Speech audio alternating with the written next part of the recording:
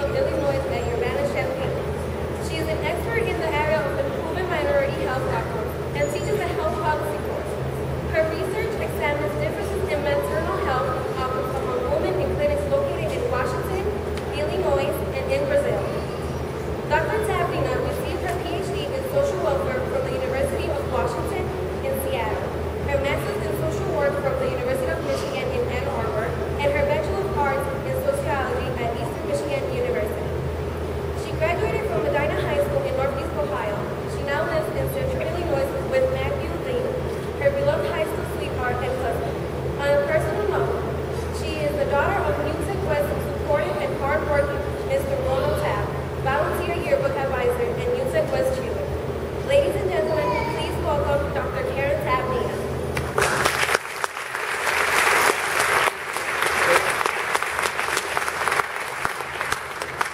Good evening. Hey. Wait. Good evening. Good evening.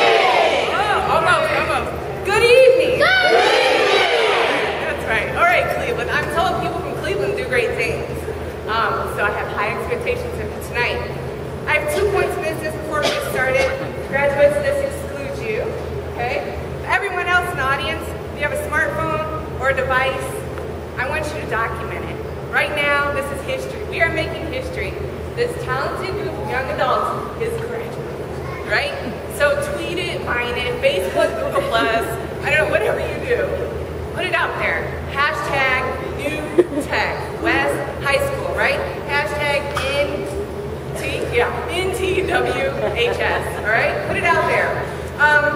And then second, I'm told the graduates have some trouble hearing the speakers on the stage, bad acoustics. So I would like you to help me in congratulating our graduates, okay? So when I say graduates, you say earn it. You're gonna get turned up, get the energy up, okay? So graduates, graduates, graduates, we know you earned it, okay?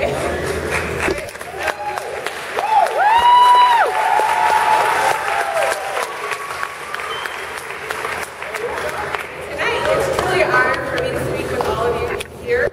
It's an honor for me to share this milestone with all of you 2014 graduates. For some of you, you might have known that you'd always be here in these seats. And for others of you, it might have been a challenge getting here.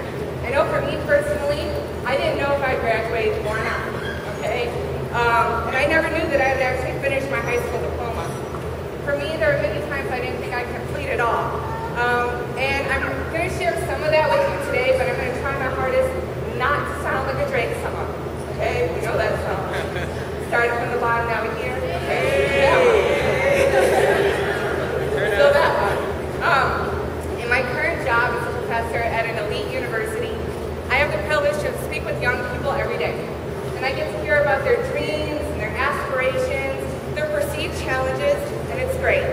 But nothing is as special as tonight as you make this milestone, as you turn the page and become young adults, right? And into the world and embark on a new journey. I have 3 points I'm going to share, and I'm going to sit down. Right? It's too hot to hear a long speech.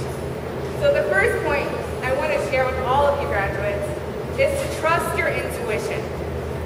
So 15 years ago, can you hear okay? All right.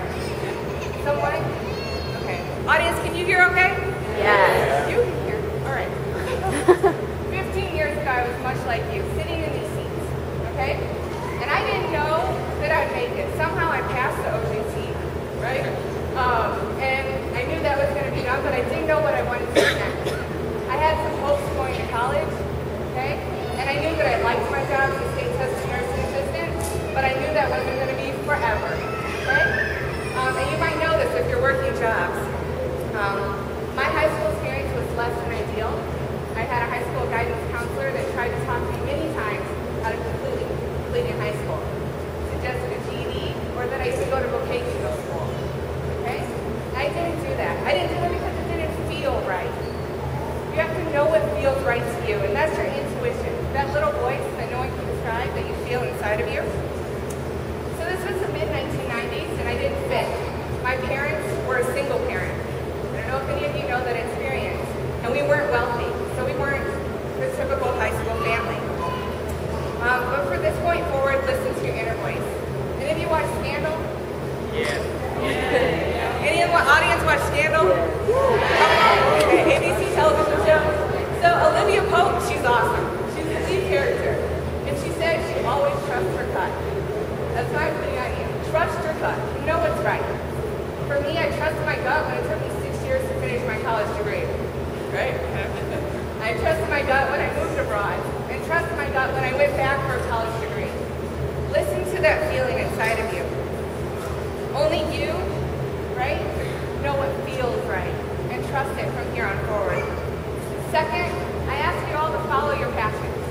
Okay?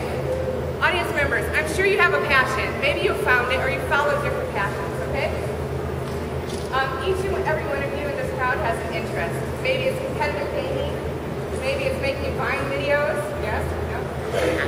Basketball. But follow that passion. For me right now, my passion is teaching in a university setting. Okay? That could change. And that's okay. But follow it until it takes you to the next. That's waking up every morning and knowing what you're doing feels right. And follow it. Follow it like it's no tomorrow. Okay? Like I said, your passion can change, and that's okay. Just be fully committed to what you're doing when you're doing it. Third, this is the last, probably the most important. Surround yourself with the right people. Okay? This means surrounding yourself with people who truly care about you. It's the people that care about you and the whole you. They care about your safety and your success, truly and genuinely. For me, mentors were key in providing the guidance that I needed. They helped me overcome gaps in my own high school education. Mentors can be your parents, they can be your teachers, maybe elders in your community, and they can even be your peers. Yeah, I said your peers. Your mentors can sometimes be your peers, and they can be the best mentors of all. What's key about all of these people is that they're positive, right? They have your best interest in mind and that they're not trying to sabotage you or compete with you. When I was growing up, we called these people haters or player haters. Anyone know this term?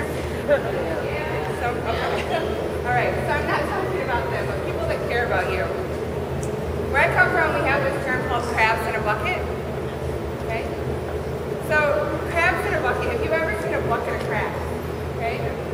We have all the crabs climbing over top of each other. And one crab tries to climb up out of the bucket, what happens? The other crabs pull him down, okay? So I'm saying stay away from those crabs that are trying to pull you down. And keep climbing and pursuing what it is. If I had only listened to that high school guidance counselor that had negative sentiments about me and my family, I wouldn't be here speaking with you today.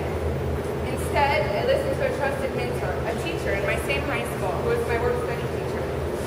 And he gave me supportive and encouraging feedback to pursue that passion, which for me was to go to college. Graduates, you know who the right people are. And you know what feels right. You know what feels good, okay, when you're around others. Just identify that passion that works for you and pursue it like there's no tomorrow. I wish you nothing but success in the years to come. I want to leave you with the words of my favorite doctor. You might have heard of this doctor, the late and great Dr. Seuss. Yeah? Okay. You have brains in your head, right? You have feet in your shoes. Okay?